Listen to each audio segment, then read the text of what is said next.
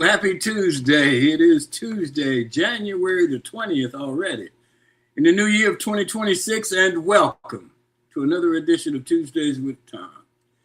Well, it seems like there are a lot of birthdays going around here, around TWT, and let's see, Emily's birthday was today, as a matter of fact. Sean's birthday was last week, and yours truly's birthday is tomorrow. And we celebrated Dr. Martin Luther King Jr.'s holiday birthday yesterday around the country, MLK Day. King Day was founded at the University of Kentucky in 1973, 13 years before the federal holiday was established. The Lexington celebration is one of the longest running MLK Day observances in the nation. And in my opinion, you can't erase who he was and what he was and what he has meant to this nation. If you're on the fence out there about Dr. King because of your beliefs or because you're listening to someone out of ignorance, or if you're just in need of a history lesson, you should read some of his speeches. In particular, read The Drum Major Instinct, which is my favorite. Read Remaining Awake Through a Great Revolution, and also the speech, I See the Promised Land. There are many others, meaningful, educational, and with lessons on peace and love, and not hate and division. MLK Day, a day of peace. Our G-list guest today is John Mark McGaha. John is an acclaimed singer, actor, storyteller, and multi-instrumentalist whose work spans concert performance, theater, television, and music direction. He headlines concerts across the country with Artist Lounge Live. He starred in audience favorite productions, including Signed, Sealed, Delivered. John Mark McGaha sings Stevie Wonder. I'd like to hear that. Sunday at Christmas. John Mark McGaha sings Stevie Wonder again. He also sings Unforgettable by Nat King Cole and does a Nat King Cole Christmas. We look forward to having that conversation with John Mark. Our show today, of course, is brought to you by the consulting firm of Best Girl, Link. Let's hear from Best Girl. Best Girl is a consulting firm that provides customized leadership, access and inclusion, public relations, communications, and organizational consulting services. Clients include Fortune 500 companies, utilities, higher education institutions, small businesses, and associations. Best Girl's team of consultants, led by Joyce Gilly-Gossam, Emily Hedrick, and Sean Jones, partners with business and education clients to promote organizational effectiveness, communication, motivation, and leadership, with always an impact on the bottom line. Best Girl's customized consulting services include strategic planning, corporate communication, executive coaching, fundraising, and economic development. Best Girl continues to customize the solution that fits your needs. So let's go to the round table and meet with Barbara Wallace Edwards and Michael Walker and see what they've got for us this morning. Good morning, Barbara Wallace Edwards. How are you? Good morning, sir. I'm doing well. Thank you. How are you? I'm doing just great. That's Good. great. We get Michael Walker on here too. So Okay. what's happening in your world there, Barbara? Well, I'm going to join you in offering happy birthday wishes belated to Sean and my great nephew Carlos celebrated their birthday on last Friday. Emily's today. My great nephew Mozzie, who's my heart, birthday is also today, and yours tomorrow. So lots of birthdays to celebrate. Happy birthday to you guys. All right. Well, thank you. Thank you. Yes. Michael. Yeah. Well, good morning, TG and Barbara. Tom, let me say happy birthday to you. You know, there's a lot of gangsters that was born in January. Steve Harvey's birthday was the 17th of January, Muhammad Ali, the 17th, and none other than Alfonso Capone was born on January 17th. I didn't know that. Wow. Yeah. Well, I'm glad I wasn't on the 17th then. There are a lot of January birthdays. Several of my family members, still others celebrating toward the end of the month. So lots of birthdays. Yeah. You know, there's a lot of things going on quite naturally, unfortunately, up in Minnesota. And there's a guy by the name of Jake Lang. He's a supremacist, and he's one of these guys that got pardoned in January 6th as a defendant for, rioting the Capitol.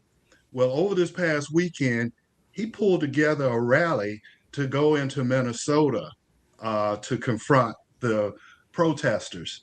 And he quickly found himself overwhelmed by hundreds of counter protesters that had backed him up against City Hall and pelted him with eggs, water balloons, and what have you, and they drowned him out. Now, he is a known white supremacist.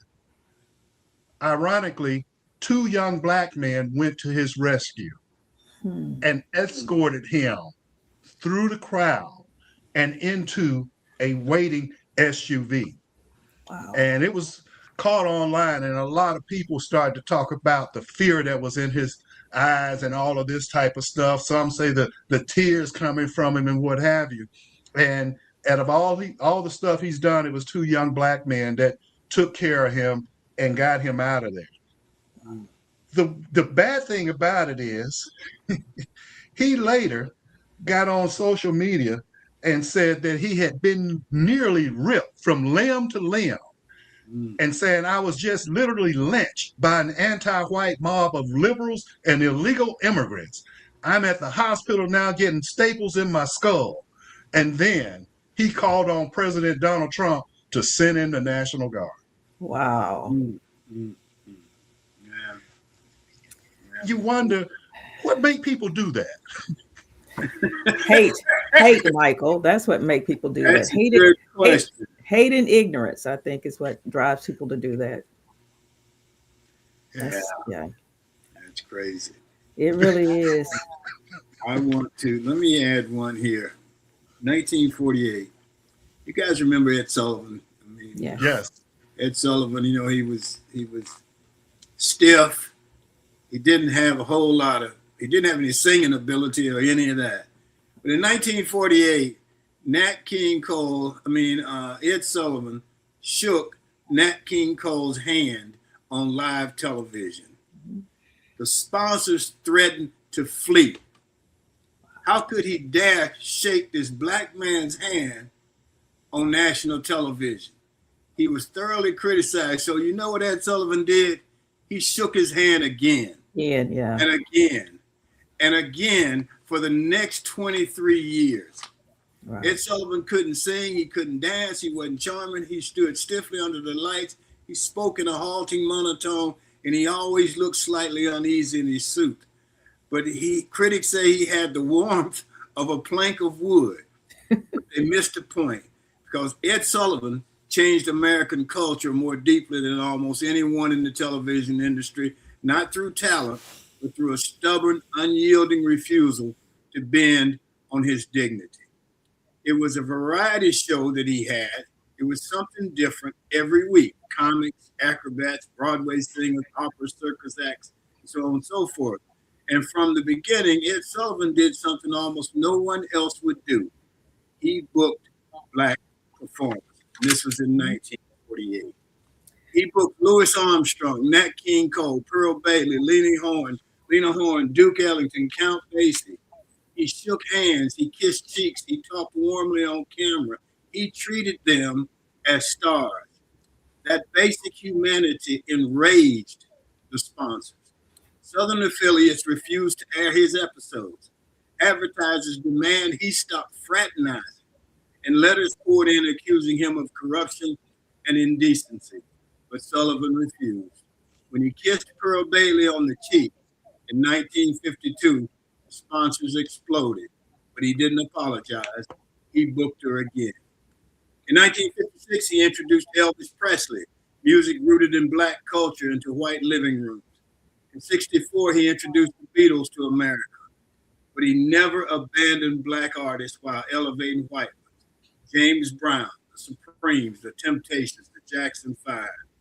But it was inevitable that integration television became normal. And it happened because one stiff, awkward man refused to segregate his stage. He wasn't cool, he wasn't flashy. He wasn't beloved for charisma, but he was decent. And sometimes decency, practiced consistently without compromise, changes everything. He shook Nat King Cole's hand. Sponsors objected. He did it again for the next 23 years. That is integrity. Yes, it If is. you think about the things that happened today, Barbara, you asked me if I'd had the meeting that we've been discussing, and you think about people who have run for cover because so-and-so told them to stop talking about DEI. Right. And here's what Ed Sullivan, and this is how he responded.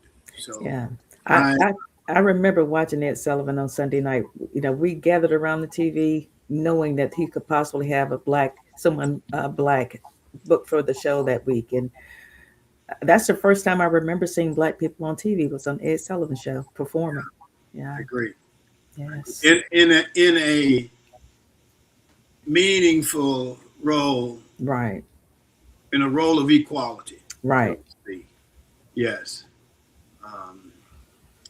Okay. You guys got anything else?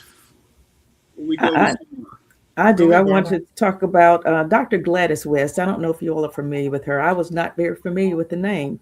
But Dr. Gladys West, she passed away this past weekend at the age of 95. But she was the mathematician whose groundbreaking work made GPS possible.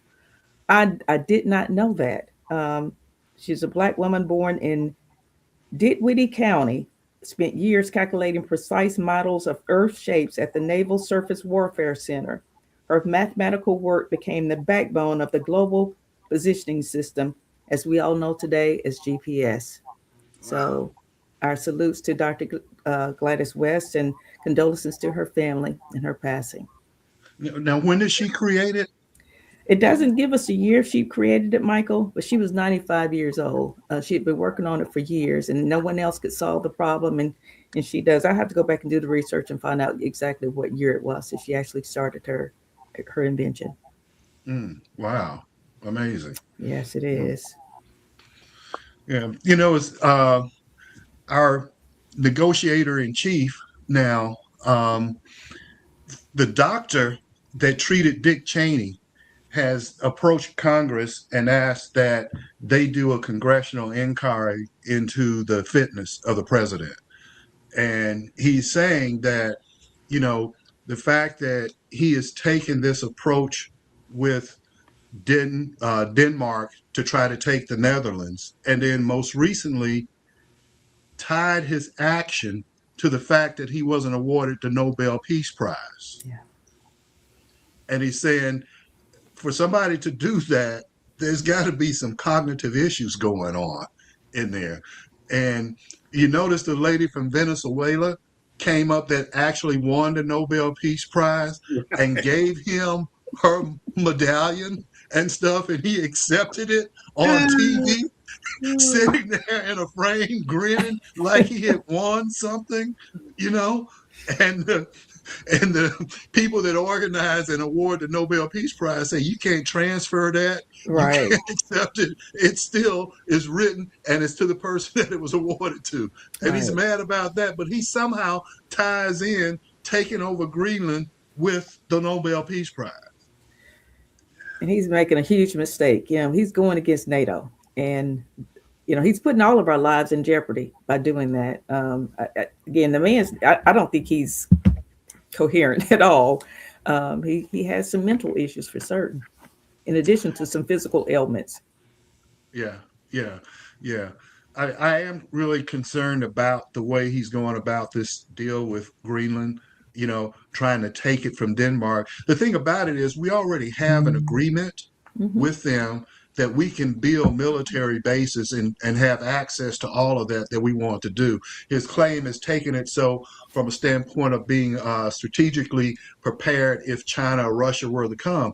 Well, Greenland is part of a NATO country and part of the NATO alliance in which the U.S. is supposed to be the leader. So how, if you're the leader of an organization like this, how do you turn around and go against your own and then you're now going to tax the other countries that speak out against it. He's trying to use economic blackmail to get his way, and it's causing a lot of issues. You know, Michael, he's talking about pulling out of NATO and starting his own peace board that he's going to be president of.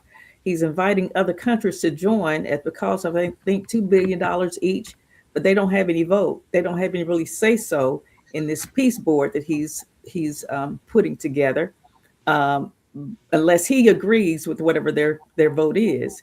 And also, he has to prove that if they can be a member. The man, again, he's losing his mind. I don't understand how Congress is, and the Supreme Court and everyone else is allowing him to do these things. We're all in jeopardy as a result of the actions he's taken and his I'm going to say crazy actions. Yeah, that's I think the best way to put it, because he's making some crazy moves right now. Yep. Michael, how about the national championship last night? Oh, it was special, wasn't it? Go Indiana. It was great, wasn't it? Yes, it was. Yeah. Yes, it was. You got to give Miami credit as well. I mean, they played great. They played well, and I almost felt bad for them, but I was looking. When I was in school and blah blah blah up until a certain time, Indiana used to get beat 66-0, man. Yeah. I mean, they used to get, just 2 years ago, they didn't really have a good team. I mean, schedule, you just already counted that as a win. Yeah. So good for them.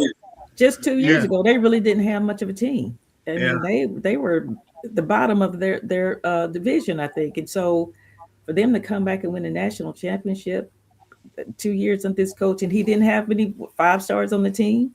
They, five stars. Most teams have 20 or 30. Right. They asked him at the end of the game, how was he going to celebrate? He said he was going to drink a beer. They asked him that at the end of the game that they played last week, mm-hmm. And he said, I'm going to crack open my beer. I'm going to celebrate. So last night he said he was going to drink a beer. It's kind of funny. Everybody was waiting to see if he was going to say crack open my beer. But have you guys heard that battle cry? Have you heard that battle cry? It goes, who, yeah. That's what they said. Excuse me. But it's ironic that this is their first Heisman Trophy winner in school history, I think. First time ever to win a national championship. And I think it was the first time winning the Big Ten conference, I think, since maybe the 1940s or somewhere back then. And so, it's funny that all these players and some of the players that made big plays for them came from JMU, or what's considered mid-major programs. Right. And to your point, Barbara and Tom, Fernando said we didn't have any 5 stars on the team. We're a bunch of misfits, is what he said. Right. But if you look at at their history, I mean, it's pretty amazing, because they were never any good. I mean, they were a team that, Alabama would play before they played Tennessee or somebody, just kind of a warm-up thing. Right. Would score a bunch of points on them. So good for them. Yeah, they used to be the pushover team, but not anymore. And this is the 3rd year, I think, that someone from the Big Ten has won the national championship. Used to, the SEC used to own the national championship, but 3 years running, Big Ten has won it. So NIL, I think, changed a lot of that. Well, not only NIL, but the transfer portal. Because that's true. In the past, when you had these schools, say let's just say the SEC schools, because for about 10 to 15 years, SEC dominated, and it'll be LSU that win, Florida win, Auburn win, Alabama win, and then Georgia win. Right. But see, what used to happen is those schools had the luxury of being able to stack players. Right. Because you would get players that may not even be starters, but be seniors, and they get drafted to the NFL. And so you had players stacked up like 2-3 deep, so you didn't lose a drop off. Now, Right. because of transfer portals, those players that are third string, they're like, I'm not going to sit here on third string. I'm going over here so I can play. And so Right. now that brought in a lot more parity, I think. Yes. Well, Yes. yeah, I think so as well. And, it's just a different ball game today.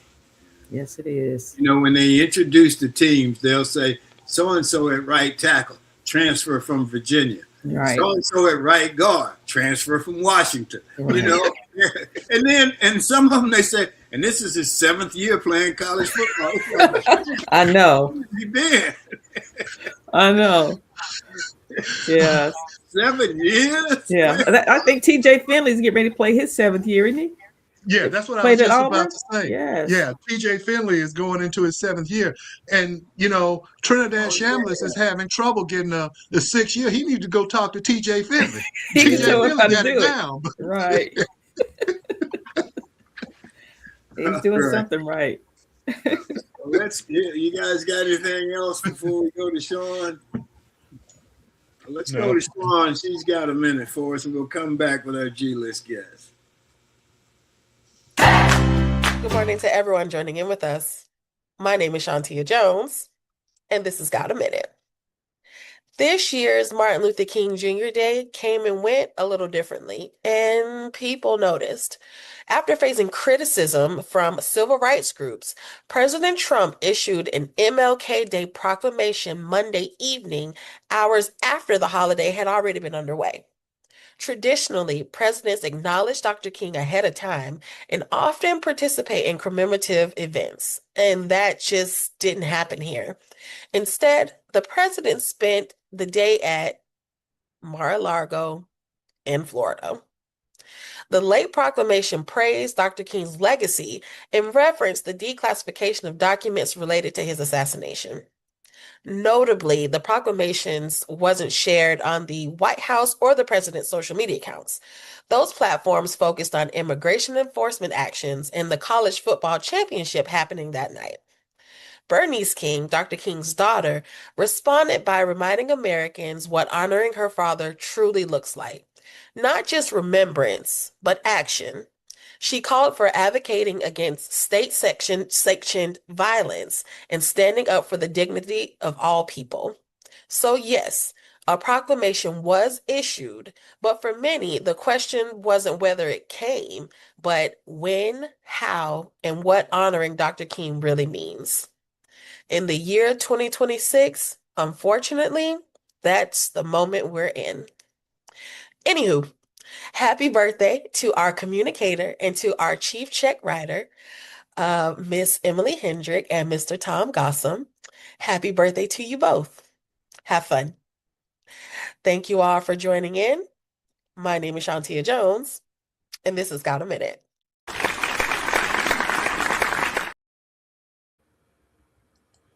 I'd like to read something from the chat. Becky Davis Gibson. Becky Davis is from Auburn. She lives in Tampa, I think. I played football with her brother, and her dad was our defensive coordinator for the longest.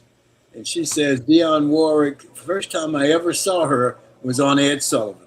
Also, my father was on Ed Sullivan. He was a celebrity who was asked to stand up in the audience. Quote, in our audience tonight is Paul Davis, Coach of the Year in the SEC. That's what Ed Sullivan said about Coach Davis. That's great. Yeah, Coach Davis.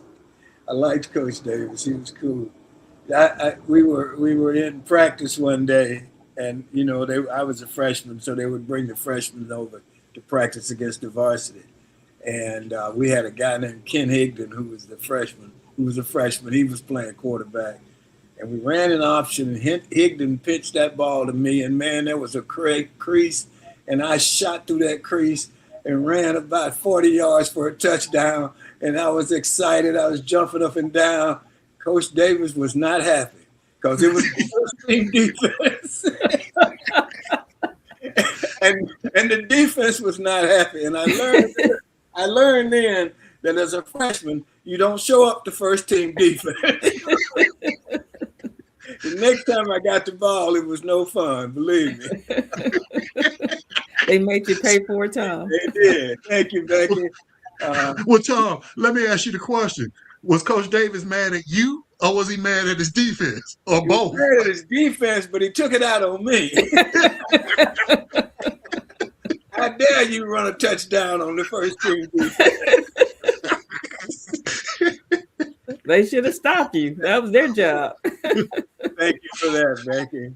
So let's go to our G list. Hollywood has the A list, and here on Tuesdays with Tom, we have the G list. And our G list guest today is John Mark McGaha. John Mark McGaha is an acclaimed singer, actor, storyteller, and multi-instrumentalist whose work spans concert performance, theater, television, and music direction.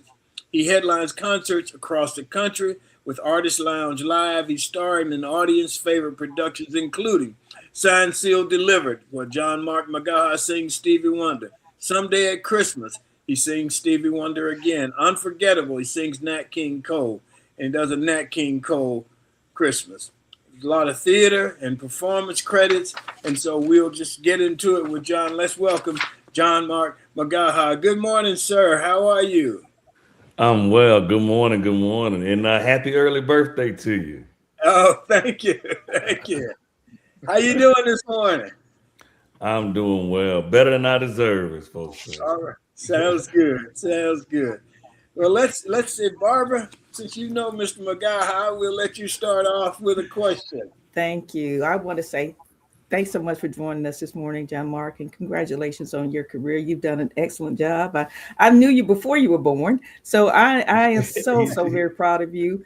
And of course, I know your entire family and know the musical background that you came from. But at what age did you realize? I know your mother is an acclaimed musician and singer. Your sister's into music. Your dad sang. Your grandfather sang. At what age did you realize you want to follow in their footsteps and also pursue a music career? That's a great question. I don't think I ever really chose if it makes any sense, and I mean that. It was what we did. Mm-hmm. Music was always in the house, and my mom was a music teacher, and so we were always singing. There was always a piano around. I started taking piano when I was 4 years old, and so it was just.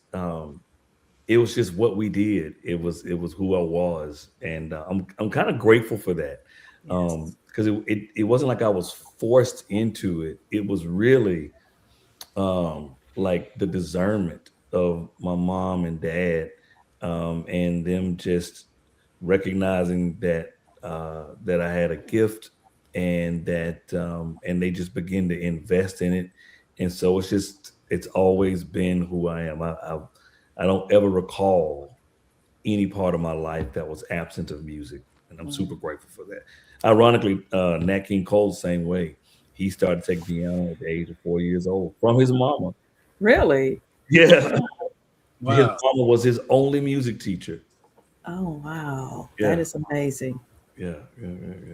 So wonderful. Nat King Cole came to Birmingham in the big segregation days. And it didn't turn out very well. We talk about Ed Sullivan and how great things were. When Nat King Cole came, man, the audience went crazy. The women went crazy. Particular white women went crazy. And they ran Nat King Cole out of town.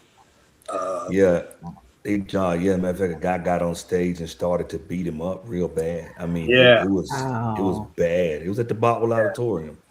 Oh my goodness. Which is right there in the middle of Birmingham. I've been there 1,000 times. Matter of fact, the Birmingham City School System has this Christmas program there. I've been in that place 1,000 times. And after learning that, I stood in there and just imagined what they had to have been like. As a matter of fact, his band was at that particular time, he had some white people in his band. And they made his band play behind the curtain because what they weren't finna have no white people playing for. Oh my God. Yeah. And so, but yeah, man, somewhere in the middle of the show, somebody jumped on stage and started to beat him up real bad, like really, really, Wow. really bad. Mhm. Right. Yeah, I remember that very, very well. I was small, but you just wonder what gave these people the gumption to think that they could get up on the stage and beat this man up for just Yeah. doing his job. Meanwhile, meanwhile, Right. Nat King Cole sold more records than Frank Sinatra in his day. Yes. People don't know that. Good. And even, you know, on a international scale, Nat King Cole was the world's first international superstar. Wow. He had records in German and Italian and Spanish, and he had a matter of fact, he had a number one hit of Autumn Leaves in Japanese. Wow. And this, he was world's first international superstar, Oh, wow. right there from Montgomery, Alabama. Yeah. And you know, he had his first brother ever have his own television show. Ratings were outstanding, and but the sponsors they wouldn't get behind it. And Nat, you know, for all, and granted we'll get into it, but you know, people had a lot to say about him being maybe not as engaged with the movement, um, which which is a whole conversation of itself. But he made a statement that I thought was quite interesting when they took his show off the air. And so he got on television and he said, "Well, I guess Madison Avenue is afraid of the dark." I love it. Yeah. Yeah, me too. Yes. Obviously. Yeah, Mhm. man. Wow. Michael, you got a question? Well, a question and a comment though first. Yes, You know, when John, you say that people criticize him for not being maybe as openly or as engaged with the movement as they thought he should have been.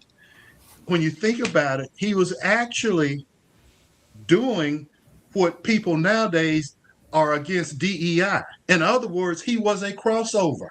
Okay. exactly. All right. He was Right. I the first agree. international. So he Yes. was doing what they say we should be Be doing. doing And now. then they still attacked him. They Right. Okay. did. You know, So this is a man that didn't need DEI, but then they attacked him because he didn't need it, so to Right. speak. exactly. You know, I love the musical Hamilton, and there's a song in there where the brother sings, "I want to be in the room where it happens."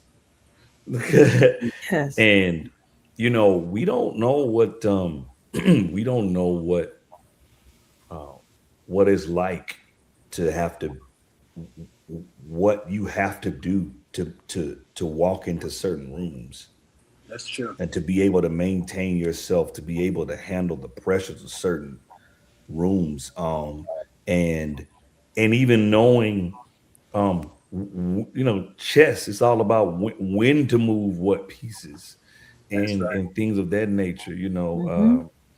You know, I remember, and not to get too deep into it, but I remember how careful Barack Obama was Yeah. when he was kind of in his ascent to the presidency. Um, he was very, very intentional about when he decided to address certain things. And granted, not to get into, you know, all of that, but my point is, there was a lot of criticism from Nat King, from people. Thurgood Marshall, they called him Uncle Nat. Mm-hmm. You know, they went after him pretty badly. And I mean, who knows what I would have said? I don't know.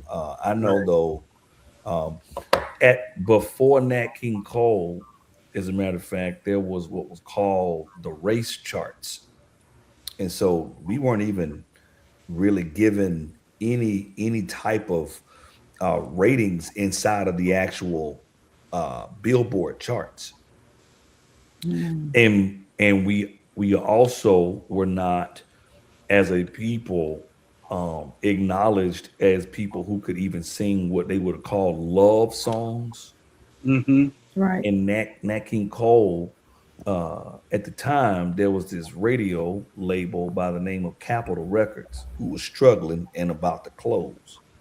And so they decided to get behind none other than Nat King Cole. And Nat released simple love songs like, I love you for sentimental reasons. #1 hit. First African American to ever have a love song hit #1. And so his entire life changed the narrative of what the rest of the world had been kind of forced to try to believe about Black people. And so his story, his life was quite remarkable. I mean, quite remarkable on several fronts. I mean, he Capitol Records. This is an interesting story too. Capitol Records, and that was releasing all these #1 hits. Well, Judy Garland, Frank Sinatra, all those people came over to Capitol Records because of Nat King Cole. Yes. Matter of fact, Frank Sinatra said when he got off of work, he'd come home and listen to Nat King Cole. And so, his to your point, he was able to just cross over so big, so well. But here he is now, his daddy, preacher from Montgomery, Alabama. Right. And moved to Chicago when he was very young because with the Great Migration. And so he grew up in Chicago, right there in Montgomery, Alabama. Yes. Was where he was born. And he changed the world, changed the narrative. And to you made a point earlier about with Dr. King. It's funny, I didn't thought about it. Both of these brothers got King in their name. Yeah. Who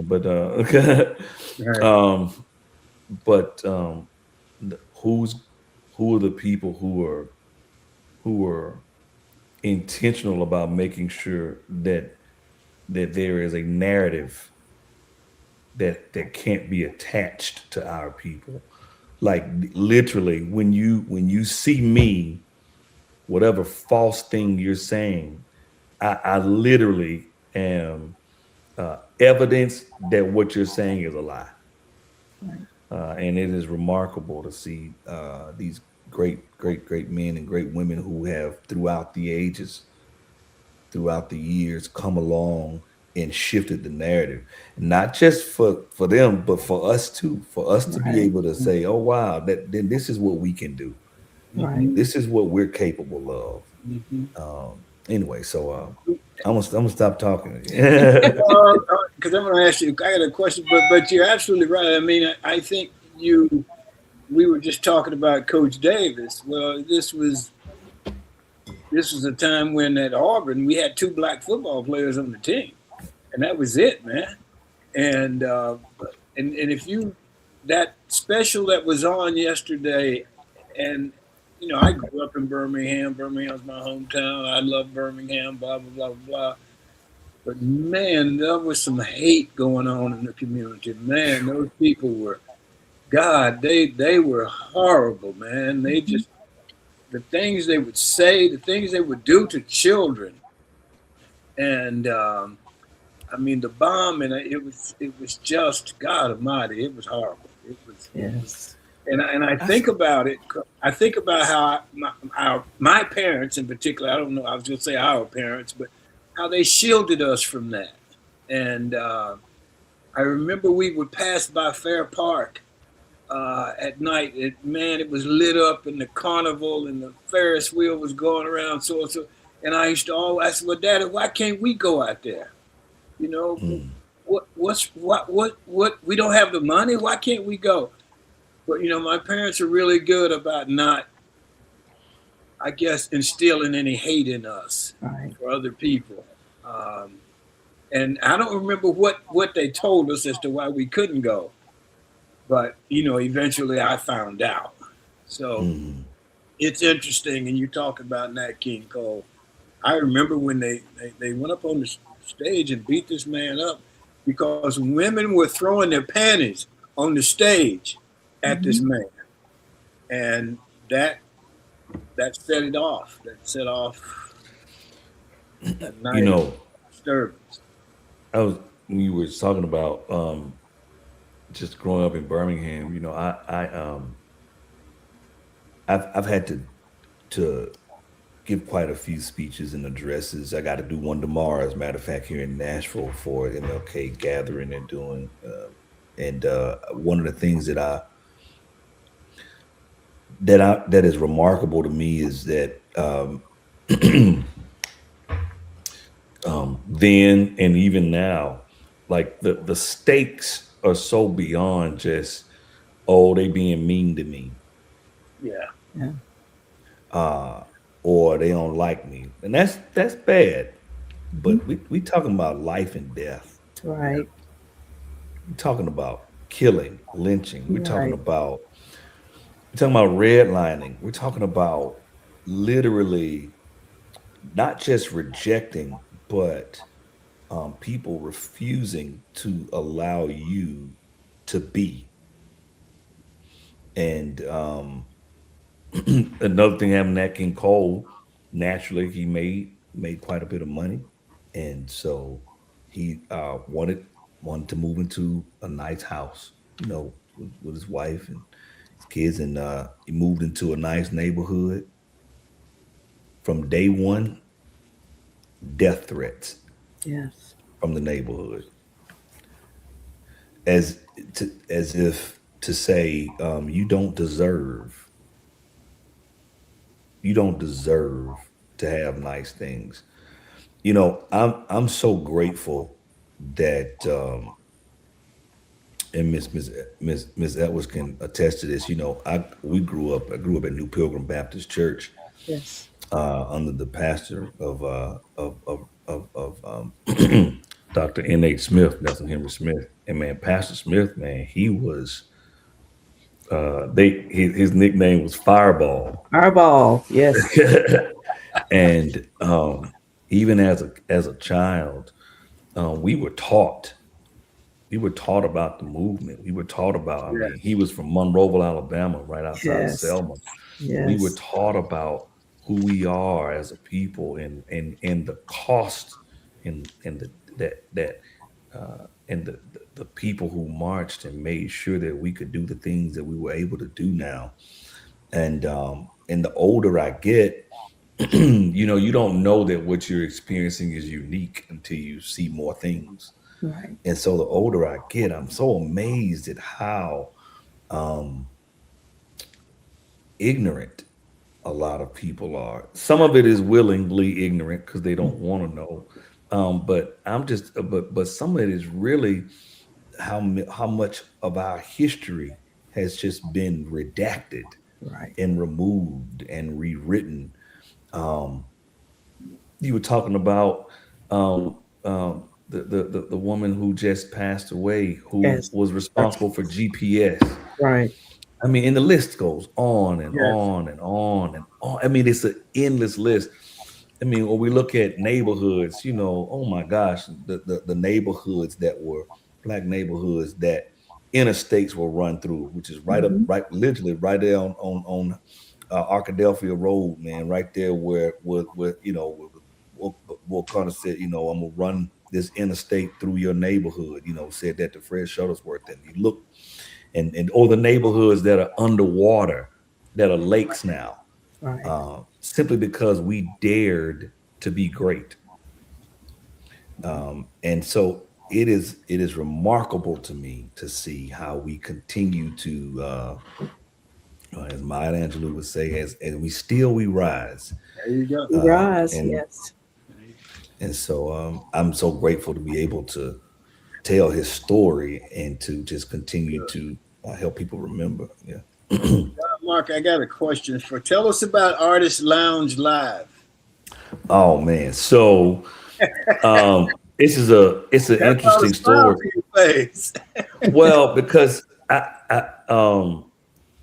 am always I'm always humbled, and I always marvel at how the Lord does a thing, and how we can't take no credit for His favor, and how He does the things. I went to school in New York City, um, and there's a much longer, broader, amazing story in all of this that I'm not going to bother you with. But the highlights would be I met a guy named Jake Speck, and we weren't even friends. We knew each other, whatever, and because we had classes and certain things like that or what have you. And I ended up after doing some time working off Broadway and doing some stuff with New York, I really felt this call to ministry. And so I left. I left New York and moved back home to Birmingham. And my fact, my mom thought I was crazy because I was doing really well, and the Lord had really blessed me. But He really began to talk about ministry. So I turned in my 2 weeks notice at the show I was doing, and I moved back to Birmingham and really just dove into music and ministry and things of that nature. Well, almost 10 years later, guy from school, Jake, reached out to me and asked me about doing a show in Nashville, where I actually live now. And long story short, in doing that, it just opened up this whole world of theater for me again. And honestly, I've been working nonstop since then. And Jake introduced me to a friend of his. Jake was in the musical Jersey Boys. And he had a guy that was one of his castmates that had done really well in Jersey Boys and started a thing called Under the Street Lamp that was on PBS and did all these big things. And so he started a thing called Artist Lounge Live, which is basically, he had this idea that basically people really want to not just see a person sing their favorite songs, but ultimately, I ain't gonna never sound like Nat King Cole. It just ain't gonna happen. I ain't gonna ever sound like Stevie Wonder. And at my best efforts, it's still just a a counterfeit. You know what I mean? You come pretty close, though, John Mark. Well, you sweet Miss Barbara, making me blush.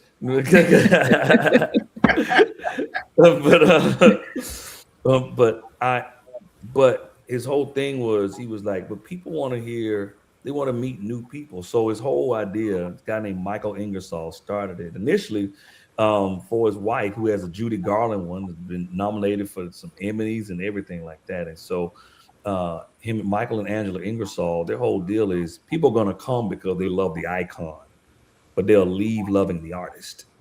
Yes. And so I don't walk out on stage like, hey, I'm Nat King Cole. No, I'm me. I talk about my life, my wife, my kids, my mama, my daddy, and how the Lord has blessed me and all those things. And I talk about Nat King Cole's life as just me. And so the thing I love about the show is it's very honest. And so Michael has about probably 12, 13, 14 or plus shows with everybody from Nat King Cole and to Glenn Campbell to Judy Garland. The list goes on and on and on, of all these individuals who admire certain icons, and they get to go have very honest conversation with the artist about their lives, their history, but also tell their own story. Mm-hmm. You get to meet, you can find out stuff about Nat, you can find out some things about me, and I get to pay tribute to him without trying to be him. And so Artist Sounds Live is wonderful. He's created a lot of opportunities for me to be able to go and do that. And I'm super grateful for it too, because I work here in Nashville.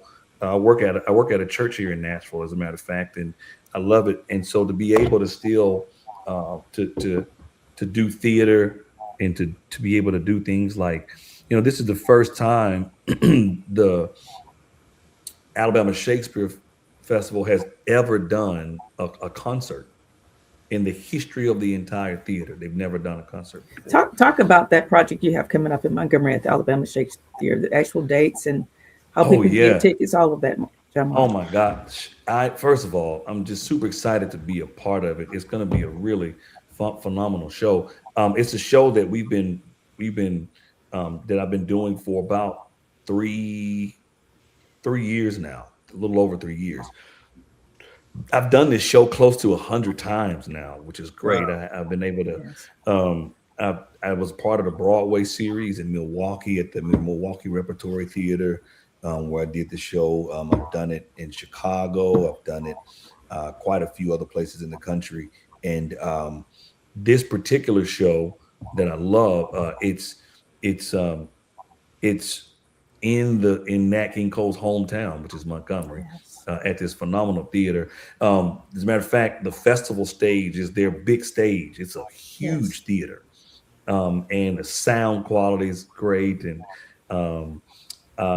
it runs from February the 12th through the 15th. You can go to asf.net to get tickets for it, and they're selling really, really, really well. I talked to Michael, who was great, and he was totally on board with this. And I actually was most of my band is out of Chicago, and they fly in from whatever I do and different things. But I wanted some home team advantage, so I was able to. Did we lose Tom? He'll be back. He'll be back. Go ahead. Okay. Yes. I was able to hire my band out of Birmingham. Oh, wow. That's And great. so, and some of these guys, and I have to talk about this. So I was a part of a band called the Birmingham Youth Jazz Ensemble, founded by Jothan Callens. Yes. This man changed my life, and the lives of many, many others. He had a heart to make sure that jazz and music education continued to be available in Birmingham, Alabama, and right there, literally around the corner from Tuxedo Junction. He had a place where he would teach us music and teach us jazz. We traveled literally around the world, around the country, around the world. And so two of the people who I was able to bring into this project for this particular one in Montgomery were in the band with me. Wow. With Birmingham Youth Jazz Ensemble, a guy named Jabari Brown on bass, and then a guy named Reginald Yarbrough, who's a phenomenal, he's a Yes. phenomenal singer, multi-instrumentalist himself. And so, matter of fact, Reggie was the one that helped me put the band together. And it's going to be a really great time, not just doing the music, but even just collabing with those guys. And so, but yeah, so the show though runs from the 12th through the 15th at the theater. It's Valentine's Day weekend, which is great as well. And so, Yes. what better time to come hear some love songs? It's just, I'm really excited about it. I'm humbled by the opportunity. I feel very responsible for telling his story well and for taking people through his life. And it is a story. It is a journey through his life, and his life is just a remarkable story of a person who was clearly called to do what he did. You can't break them barriers down like that, man, without the Lord being with you. And so it was I'm really excited to be able to tell people the story and then to just share these amazing songs, about 24, 25 songs in total in the show, if not more, as a matter of fact. And everything from LOVE Love, Route 66, Mona Lisa, of course, the title track, Unforgettable, just it goes on and on and on. So when is it, John? It is February 12th through the 15th. Got a show on the Thursday, at Friday, 2 on Saturday at 2 o'clock and at 7. And then there's another one on Sunday matinee on the 15th. And so 5 shows. And thank you. Best of luck to you. It'd be great. Go ahead, Michael. I have a question. John, could Yes, you sing a few lines of one of your favorite Nat King Cole songs? People in the audience like to hear it. Oh, man. You got me on the spot a little bit this morning. Let me see. I love you for sentimental reasons. I hope you do believe me. I'll give you my heart. I love you, and you alone were meant for me. Please give your loving heart to me and say we'll never part. Awesome. For a man who was caught off guard, you did pretty good. Huh? Yes, he did. Yeah, the Bible say be ye ready, huh? Hey, TG, he's a professional. He wasn't caught off guard. I know. Yeah, I got 5 kids, man. I spend my life trying to make sure I don't get caught off guard.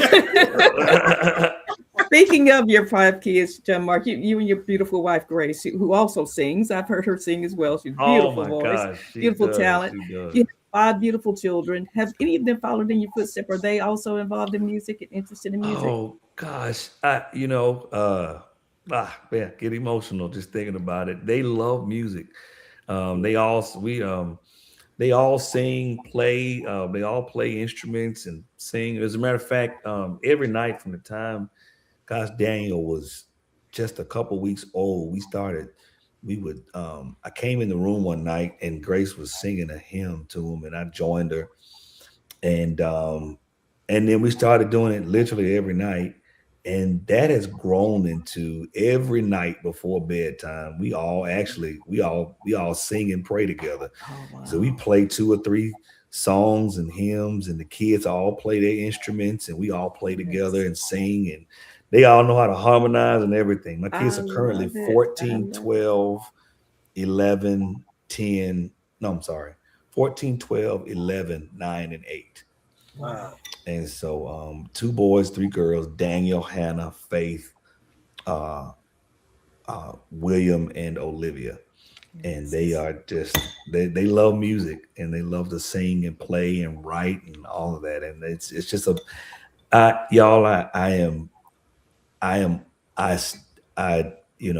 not to get religious, but I am amazed by God's goodness every day. I wake up in awe of his grace and his mercy. And I look at my kids and my wife, and then I think about all of my dumb decisions throughout the years and how the Lord just kept me. And I'm one grateful guy, I tell you that. Good deal. Well, we're so very proud of you, John Mark. You've done exceptionally well. Thank you. Pleasure to have you. Thank you, Ms. Edwards. Thank y'all so much for letting me come on and spend some time with y'all this morning. We look forward to seeing you again, and maybe we'll get to the Shakespeare Festival. And I've never been to the Shakespeare Festival. All the time I've lived in Birmingham, I've never been there. It's a beautiful facility, Tom. You have to go. It is. It's remarkable. It is really.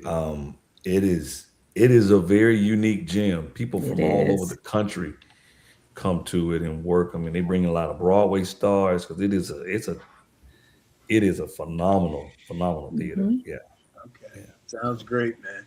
Man, thank you so much. Anything else, John, you want to give us before you leave? Thank y'all. Thank y'all for keeping the. I just want to thank y'all so much for what you do, for making sure that there's always healthy and informative conversation. We need it. We need it so badly. As I talked about earlier, there's so much ignorance. And so I just appreciate you all for continue to make sure that we as a community have a place to come and hear thoughtful conversations about what's going on in the world around us, and how we as a community can engage properly with those things. So I thank y'all so much, and I appreciate the work you do. We appreciate you, brother. Thank you so much for coming on with us. Yes, sir. Yes, sir. Y'all have a blessed day. Thank you so much. Okay. All right, man. Thanks, man. See you.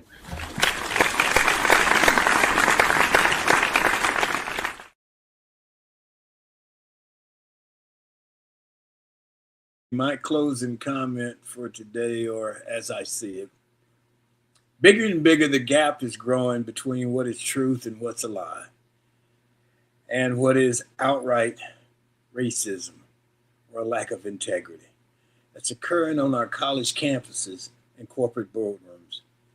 The current administration comes up with some threatening notion or in some cases, a silly quiz denying DEI, and professors and university administrators run for cover.